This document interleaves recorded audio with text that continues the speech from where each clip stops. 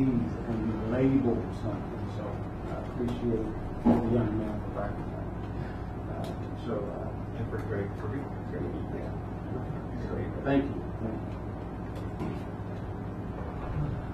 All right.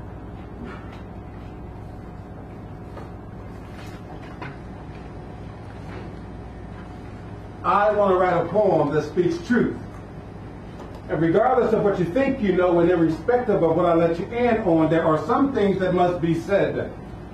As I've laid my head down to rest on pent-up thoughts, even though at times emotion seems lost, trapped inside like unclean stained glass needed to be washed around old timber wooden window frames supported by cracked chip tried up paint, I want to write a poem with softly pressed keyboard computer strokes, similar to the strokes of piano, black and white notes, followed by analytical vibrations, taste and logical thoughts as the left hemisphere does this thing to balance out the right side of brain waves. I want to write a poem that'll take you way black. I mean, so far back to when I can remember the smell of ethyl gasoline prices and petrol was 37 cents a gallon. And along that same time, my Uncle Walter, he had a 3-speed green GTO, and life seemed easier back then than they nowadays. Now check this in, because some things you might want to check out. You know, like when afros and picks were in the mix. Do you remember the one with the John Carlos and Tommy Smith Black Power fist that picked with those old ideal Janelles now called kitchen knots and kinks? Because finally, hot pressing combs have now pressed out that natural strength. See, I want to write a poem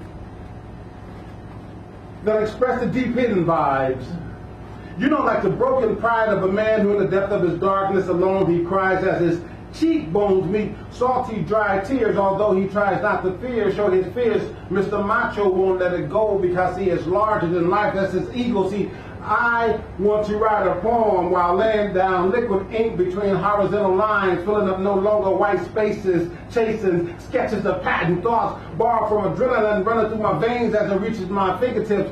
I wanted to make complete and perfect sense by the time the phonics hits your inner earlobe connected to earwax, now melted because the canal which travels down to your throat has a clear passage of brown heat while these lips speak membranes. I want to write a poem that will express the term cracker and its origin. You see, it came way back black when Europeans were beating the crap out of men, women, and children with sticks and whips that made the sound of crack.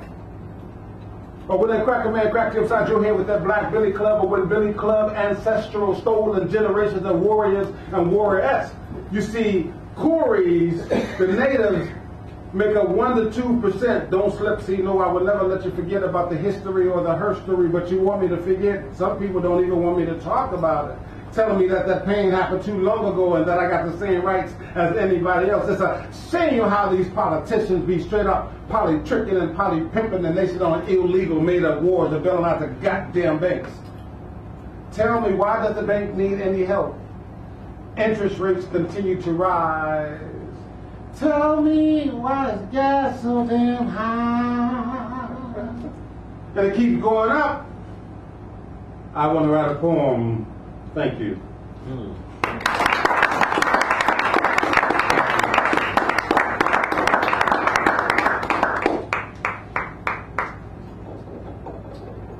Has the world gone completely mad? Has the greatest creation of all species lost its way? Today, I say, humanity, it is up to us, the human race, to look deeper within the soul of your very being and stand up. I say, stand up and shout with every breath that you can muster. I refuse to sit back and just occupy space, breathe, defecate, and die. Oh, why my soul cries out for freedom of these here beasts. It's up to every color and every creed to do what's right. I picked up paper and pen to write the facts. I'm tired of these so-called fat cats and capitalism with their propaganda lying lynching machines and racism and smothering Mother Earth. It hurts my spirit to walk down the street and see people with no shoes on their feet. Concrete is where they sleep with no food to eat. And every day, thousands upon thousands of people pretend they don't see the ridiculousness of the homelessness. And if I dare turn on my television, which tells lies to your vision, I'll be even more numbed up to the dumbness of the so-called reality shows that only show more and more and more crap. Here's an example of that direct-to-consumer advertisement. The true minority is messing with people's happiness. And the DSM, oh my God, it's really causing some serious problems with our happiness. Thank you. Thank you so much.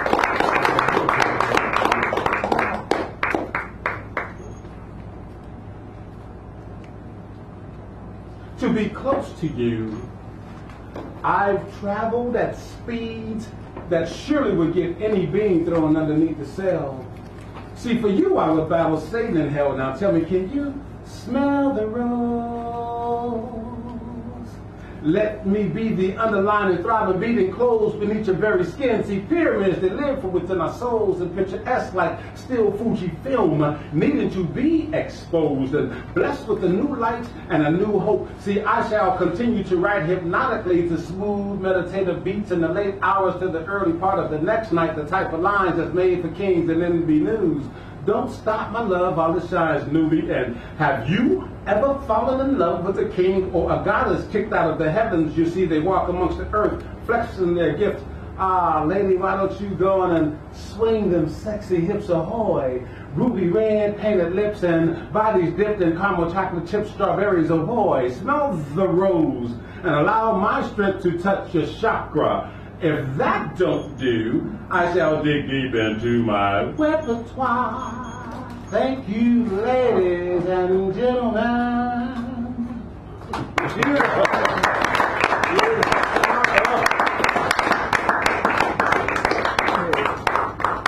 Mr. Garrett Murphy and then Celine, our teacher, will come up here and take care of these. Yes, we'll take care of all of these fancy prizes designed, like I say, with your mind in mind. And if I goofed up, someone will raise their hand and let me know that, please. That's wrong.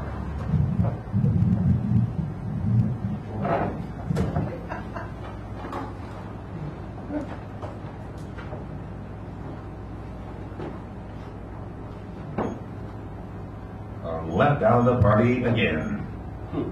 It happens every now and then. It's practically routine. An event, exhibit, or novel comes along that claims to exalt in the cultures of the land. Look, there's a white one, and that's all right. We see the yellow section is really very mellow, and the brown portions become quite popular and bound in bed to really stick around. We even see the red and occasionally some middies that's truly quite a feast. But oops, they did it again. No sign of the black. Not even an option to go way, way back. Some say if you're red, you're dead, not one that is, but usually the worst is reserved for the black. But oh, here it is, the red one gets to go ahead. Now, just because the black one was stripped of his ties and mother tongue, the same thing they'd like to do to the rest of you. Everyone seems to act as if that was the black one's fault. Of course, at times we do tend to act like ingrates on a snip when someone dares to say how we were an influence. No wonder that we're sometimes not invited to the party. Still, one must decide some of the time about how we all sometimes act as the very best friends of the PDB, whose party none of us would otherwise attend.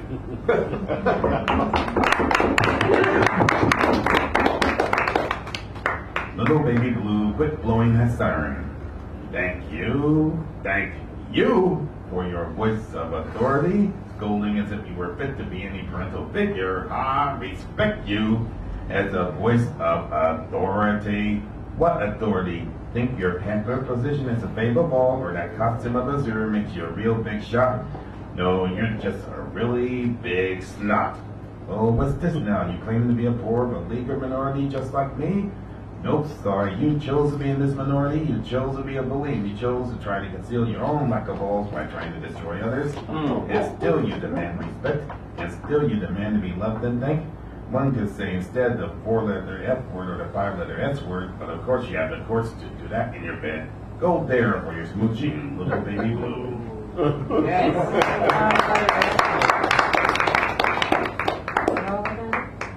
No racist placed Black History Month in February. You probably heard of this modern day myth. They went and put Black History Month in February, the shortest month of the year. Yes, you heard it right. A myth, that's all it is. There's a lot of things can be placed on a racist with all kinds of credibility to boot, but this isn't one of them. For you see, the person responsible for the month of Black History celebrate was a black man, Dr. Carter G. Woodson. Woodson was a historian who, seeking a means to ensure that the history of black folk would not be lost, established a week of celebration called Negro History Week.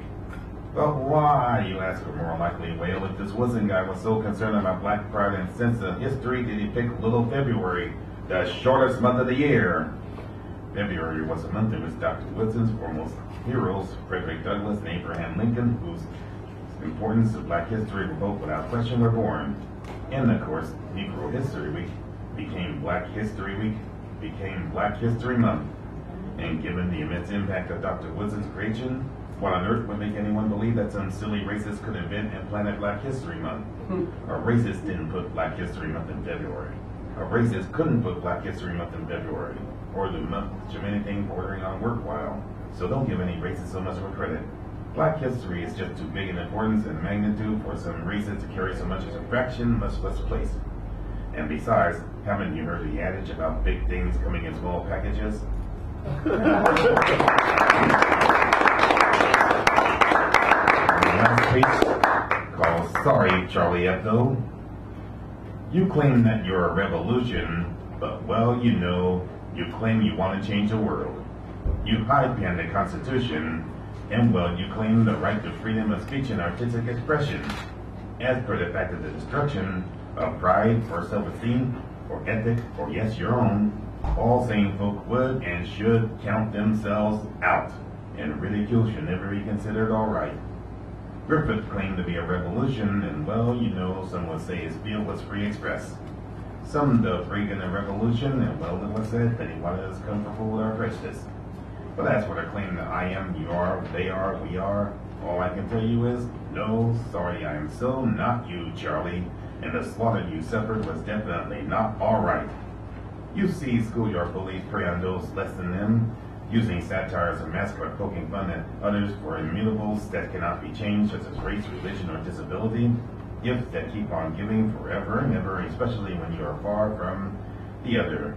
And just as, for example, some boys in SF with a tiger named Tatiana, they poke and poke and poke and did more poke and poke and poke till finally the tiger got fed up with it and responded.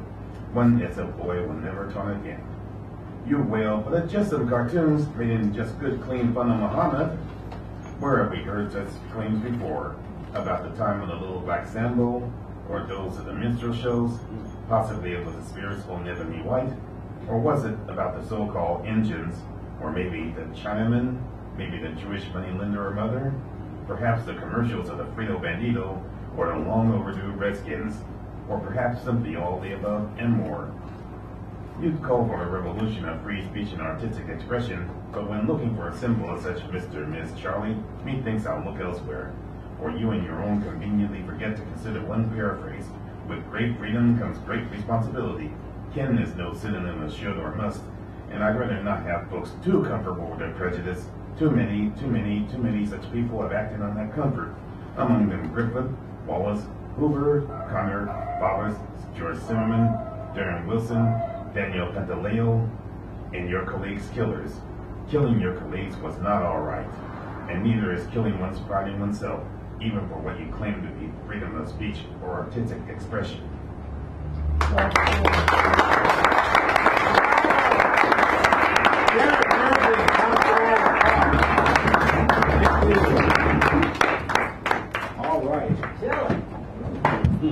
I'm going to turn to this. What? Doc disappearing, so I gotta get this. Oh, all right. I gotta go.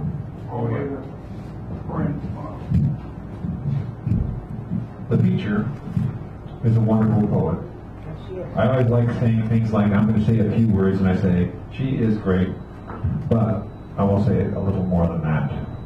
Singer, songwriter, author, poet. You've done workshops, you have books, CDs, yes? So she has a CD, and so she has, she's covered the media. A wide-ranging kind of person, I mean, in terms of subject matter and approaches.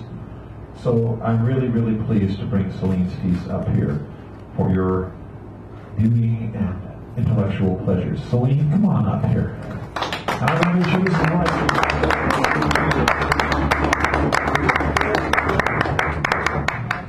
And just come around this way because I'm away with the board.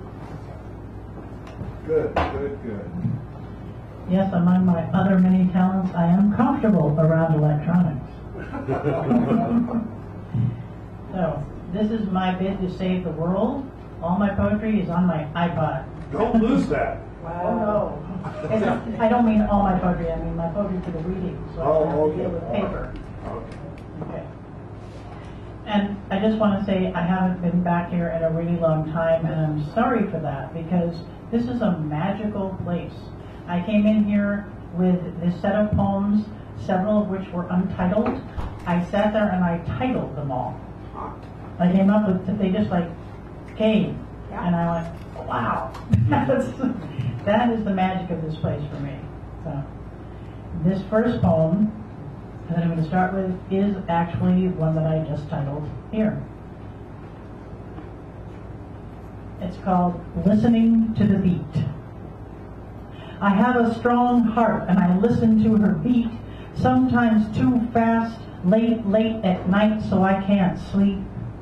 I listen to my heart beat soft and muffled in my chest, blood pumping through her chambers, valves open, close. I listen to my heart beat and know I'll never hear her absence, for my ears will stop hearing before that can commence. I listen to her wild thumping, trying to beat her way out of my chest in the grip of fear. I know she is my life, maroon purple fist-sized muscle dancing in the humid dark. I listen to her beat, rock steady, and know that what I long for, I have already.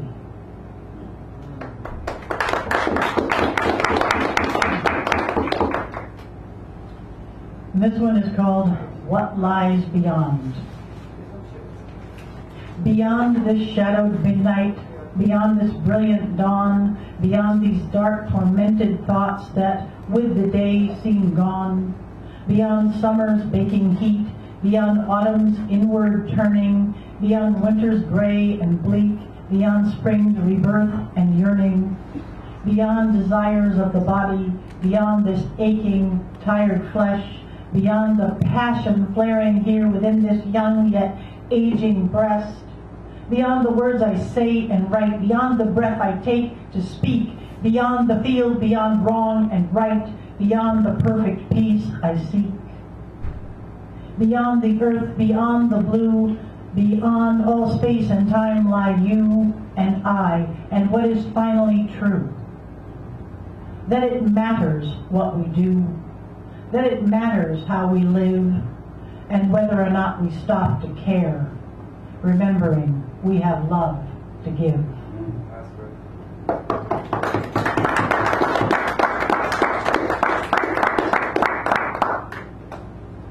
Okay, and this next one I also titled tonight, Moon Sense.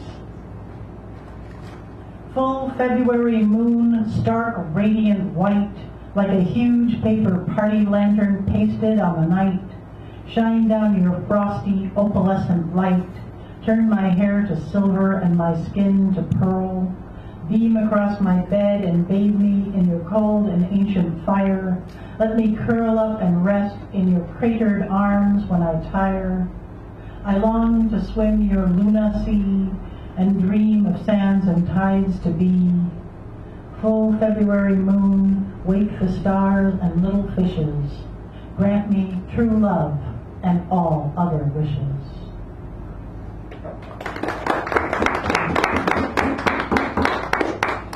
Okay, and the next few poems are actually on a theme.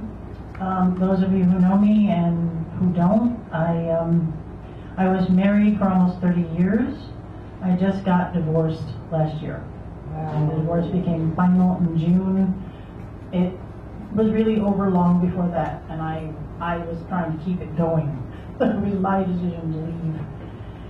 And I have a new beloved, and over Valentine's weekend, he asked me to marry him.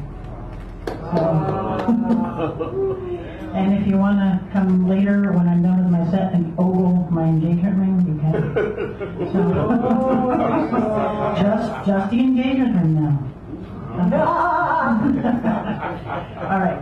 This series is about that. It's about my decision to leave and the pain of that, and also of my and also about my new beloved. This is called Remembering to Breathe. Take a deep, deep breath and wail. Why don't you love me the way I want to be loved, the way I deserve to be loved?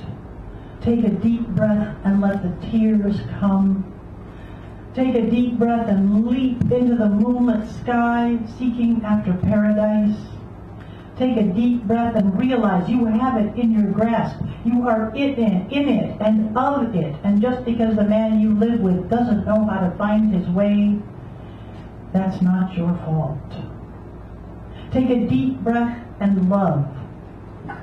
Love him anyway, but don't stay if it no longer works after 30 years.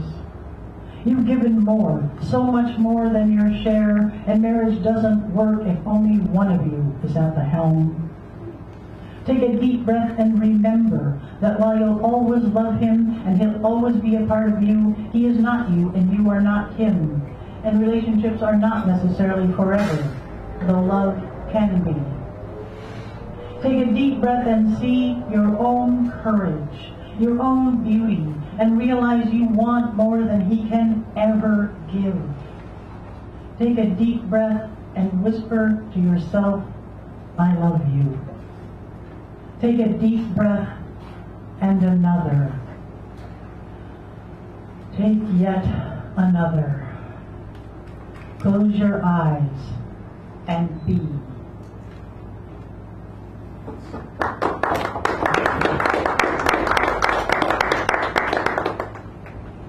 This one is called Crumpled Yet Clear.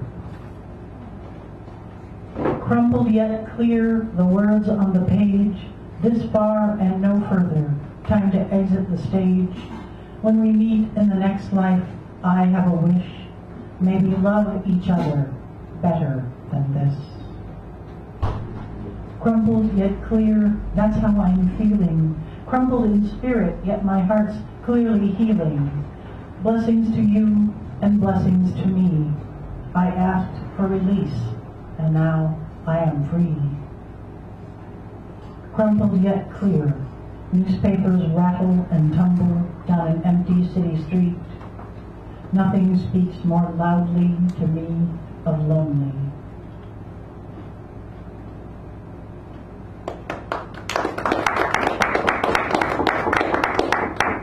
Thank you. This one is called Surrender.